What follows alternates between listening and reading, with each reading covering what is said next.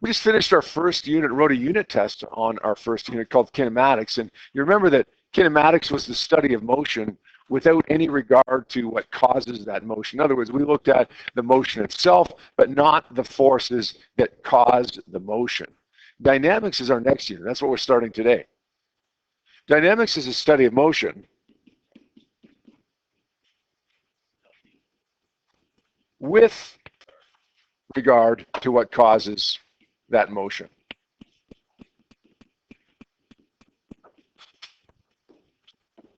And what do we mean by that? With regard to what causes the motion. What caused the motion?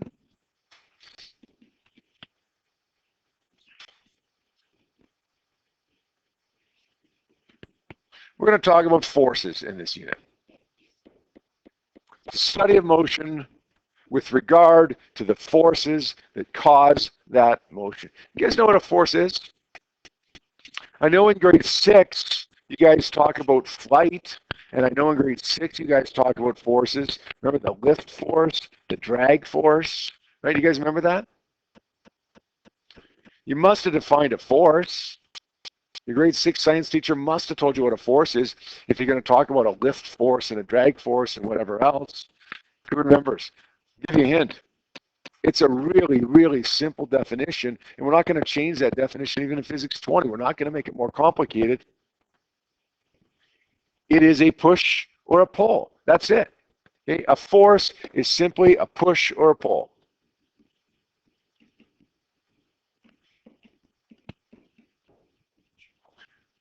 The lift force pulls an airplane up into the air.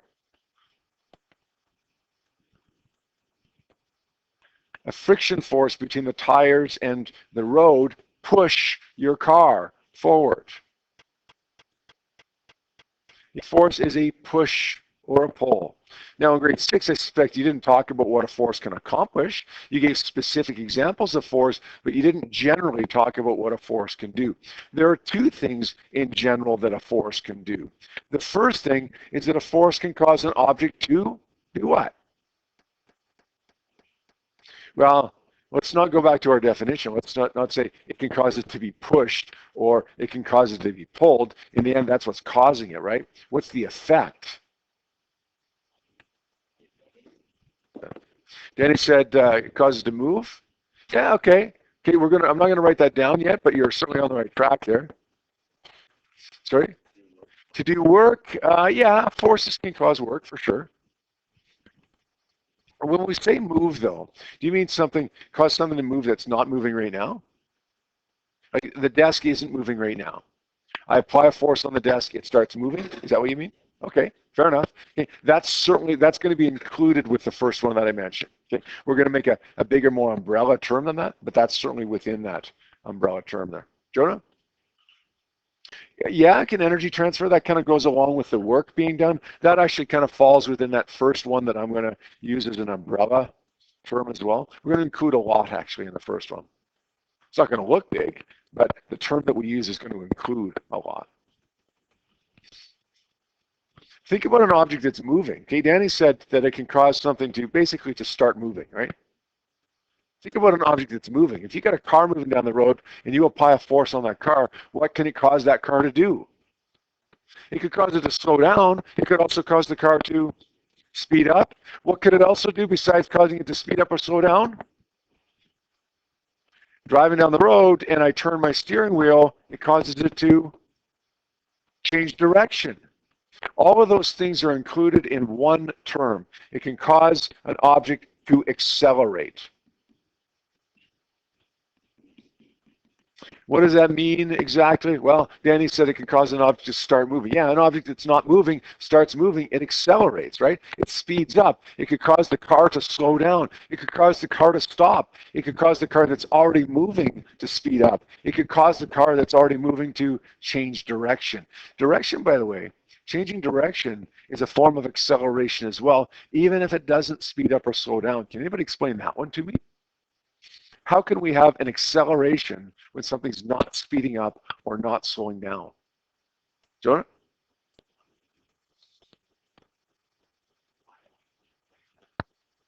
Okay. We're still not speeding up. Still not speeding up. The speed stays the same, but you're kind of on the right track there.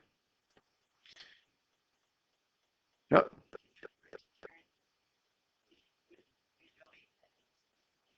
Okay, so that's kind of, you're saying in a different way, but kind of what Jonas said there. You weren't going in that direction before. Now you are. So now you've got a speed in that direction that you didn't have before. Jonah, that's pretty much what you said there, right?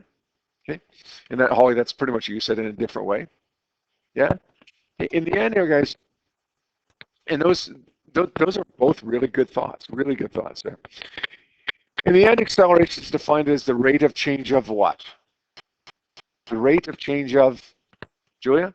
Velocity, right. Velocity is a vector. And if we're changing direction, then the velocity is changing. Even if the speed isn't. You can be going at 100 kilometers per hour around the turn and not changing that speed, but your velocity is changing because your direction is changing. You now got a velocity, or you now have a speed in a direction, as you guys said, that you didn't have it in before. So speed up, slow down, start an object, stop an object, or change the direction that an object is moving. Okay, that all is included with the term accelerate, and that's one of the two things that a force can do. What's another? What's the other? The only other thing that a force can cause an object to do? You push on something and it doesn't accelerate something. What does it do? Sorry? Okay, it does apply a force back, but that's not the effect on the object that we're applying the force on, right? But you're right, it does. That's called Newton's third law, and we'll talk about that in a couple of weeks. Sorry? Decelerate, that would be included with an accelerate, right? A negative acceleration. Just picture some situations where you're applying a force, but the object isn't moving. What are you doing to the object if it doesn't start moving or doesn't speed up or slow down or change direction?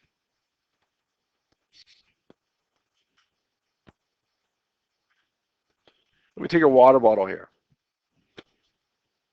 Put it on the desk, facing or just on its side here, and I'll lean down on it. Okay. When I lean down on it, am I going to apply a force? Yes, I am. Right. My weight is going to apply a force on it. Yeah.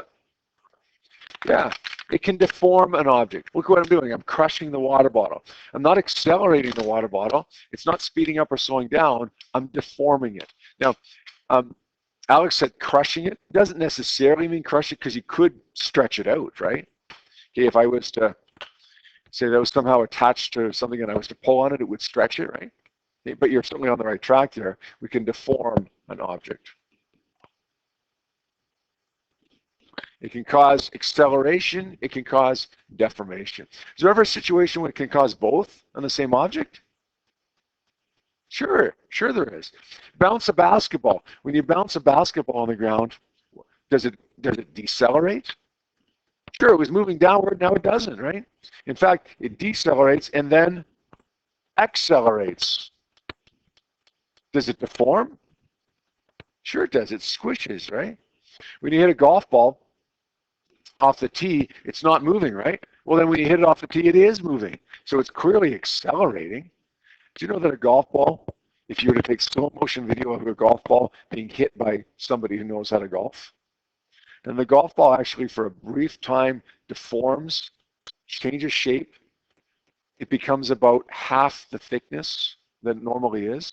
The golf ball literally becomes squished to half the size that it normally is, not much more than half the size that it normally is.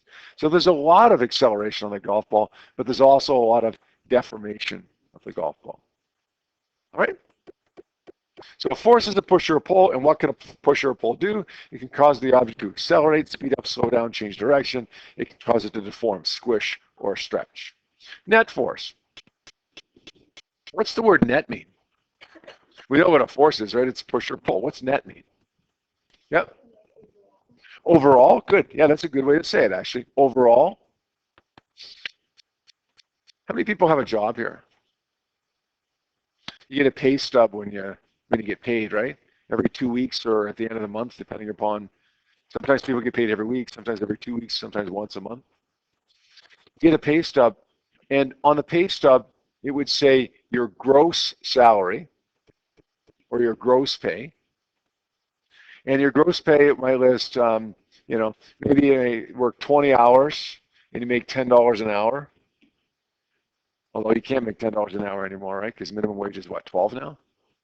12, 20? Okay, let's say 10 because I can do the math easier. And you get $200 there. And you get vacation pay. Sometimes vacation pay, you're entitled to vacation pay when you have a job. Sometimes you get vacation pay included on your paycheck. Sometimes it's kind of at the end of the year, you get a little check for vacation pay. And it's not very much. I think it's like, I don't know, 4% of your pay or something like that. So let's say, what would 4% of that be? $8? But maybe they take off employment insurance. Okay, maybe they take off negative, let's say negative $20. I don't know what they take off for that for you guys. Maybe they take off CPP, Canada Pension Plan. Maybe they take off another $20 for that. Maybe you have a staff Christmas party fund that they take off. Well, you want the staff Christmas party to be good, so let's take off $70 for that a month. It's going to be a good Christmas staff party. Let me tell you, when Santa comes and gives you the gifts, it's going to be really good gifts. Of course, you paid for them by taking off $70 a month. What are we left with after that?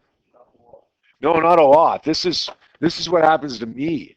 Okay, this is what happens to me. I lose almost half of my salary to other things, including pension and employment insurance and all that stuff. This is your gross pay. Your net pay is what you end up having left. So what do we got? 208 minus 110 gives me $98. This is my net pay. I'll tell you what, when you look at your pay stub, this should be called your gross pay.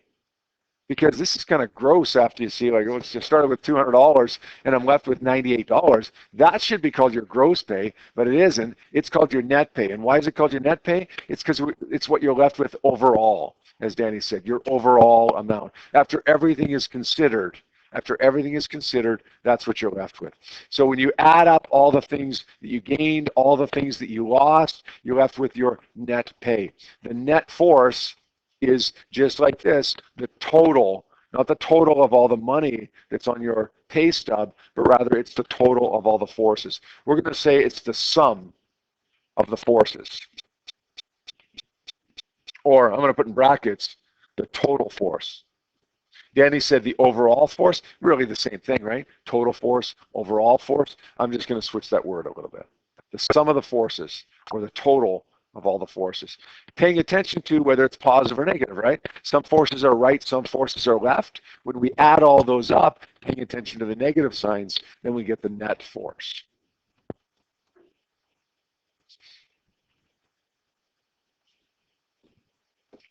Another term, inertia. You guys have probably heard this before, right?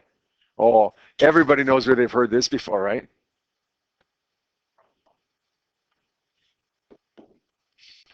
What is inertia? If Bill Nye, the science guy, says inertia is a property of matter, it's got to be pretty important, right? What is inertia? Yeah, you're partly right there. Stays in uniform motion. And uniform motion means constant speed, right? So it stays in uniform motion, constant motion. Sometimes, Emily? Oh, okay. Now we're getting a little bit further until it's acted upon by something else, an unbalanced force. So now we're talking about something going at a constant speed is going to stay there until it's acted upon by an unbalanced force? Sure. Okay, we're getting closer and closer. Inertia is the tendency of an object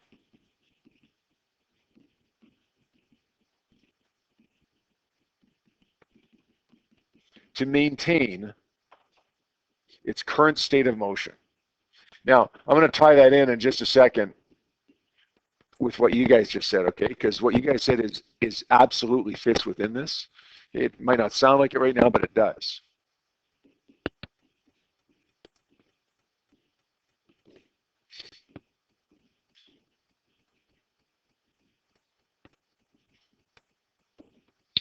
Everything that has mass has inertia. Everything that has mass wants to keep doing what it's doing. An object that is in motion wants to stay in motion at a constant speed and in a straight line. It doesn't want to change its motion. Okay? If it's going in a straight line, if it's going down the highway, the car wants to keep going down the highway. That's why if you hit a patch of ice, you can't slow down and you can't turn. Because when there's no force of friction between your tires and the road, the object will maintain its current state of motion, and that is constant speed, straight line. But an object that's at rest also has inertia. This desk wants to keep doing what it's doing. It wants to keep its current state of motion. It doesn't want to start moving. Okay, the only way you can change the motion of something, whether it's moving or at rest, is to apply so a couple of people said to apply a force. I want one more word, a blank force. A net force, an unbalanced force. Make sense? It's not good enough to apply a force. I'm applying a force on this desk right now. Not a very big one, but I'm applying a force. Is the desk moving? No, what I'm actually doing is slightly deforming the desk. Not by much, not by a noticeable amount, but that's what I'm doing. Okay? The net force is zero. It's not moving. Something has to be countering that. It's friction. If I'm pushing to the right with a force of 10 newtons on the desk and it doesn't move, then friction must be pushing to the left with a force of 10 newtons to make a net force of zero.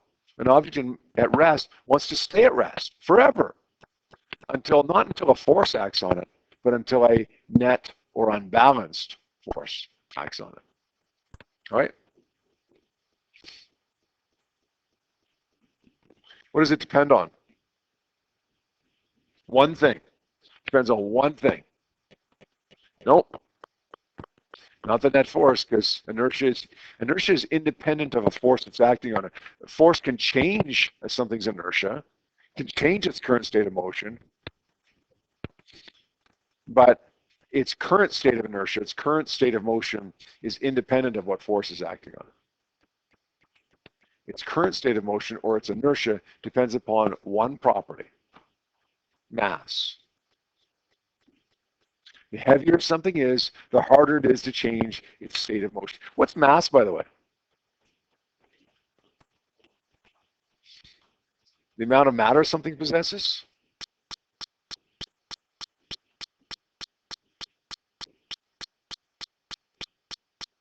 The amount of matter in you is the same whether you're on Earth or whether you're on the moon. Your weight isn't. You weigh less on the moon, but your mass is exactly the same on the moon or anywhere else in the universe because the amount of matter that you possess is exactly the same.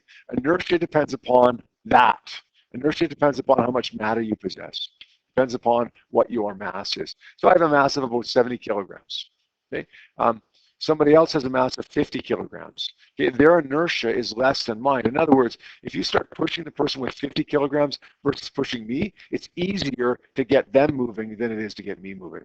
A semi-truck barreling down the highway at 100 kilometers per hour versus a smart car barreling down the highway at 100 kilometers per hour. The smart car, okay, you got to apply a force on that smart car to stop it, a net force, an unbalanced force.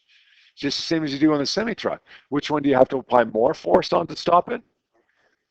Clearly the semi-truck, right? And why? Because the semi-truck is heavier. It has more inertia. It's not moving faster. It's not moving faster. It just has more inertia because it's heavier, which is harder to get moving in the first place. You got a smart car sitting there and you want to push it and get it started. You have a semi-truck sitting there and you want to push it and get it started. Which one's easier to get moving?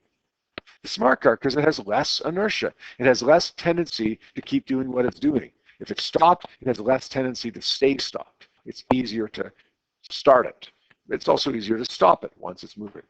So the current tendency to keep doing what it's doing, and it depends on one thing. That one thing is mass. How do you change something's inertia? You apply a net force, an unbalanced force, a force that is not zero, right? If I apply a force of 10 newtons and somebody else applies a force of 10 newtons in the other direction, push on down these desks, Bruce. Nothing happens, okay, because the force is balanced. 10 plus negative 10 is a net force of 0. But if Bruce applies a force of 11 newtons and I apply a force of 10, okay, now it moves, because now the net force is 1 Newton in that direction. Static equilibrium. 2 more terms and then we'll call it a day here. Static equilibrium. What's the word static mean? Stays the same, doesn't move. What's equilibrium mean? Balance. Okay, so let's put those two together. Stays the same, doesn't move, balanced forces. An object that's in static equilibrium is an object that's at rest, not moving, okay, not moving, with no net force acting on it.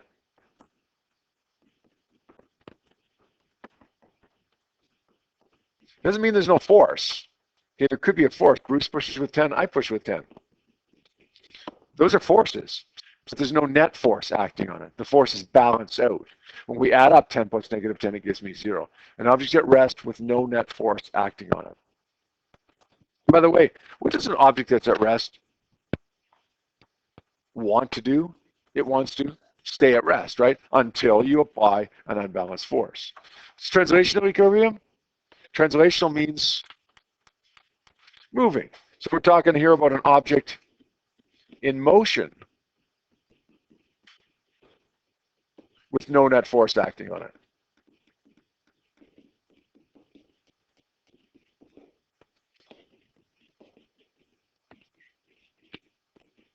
What is an object in motion that has no net force acting on it? What does it do?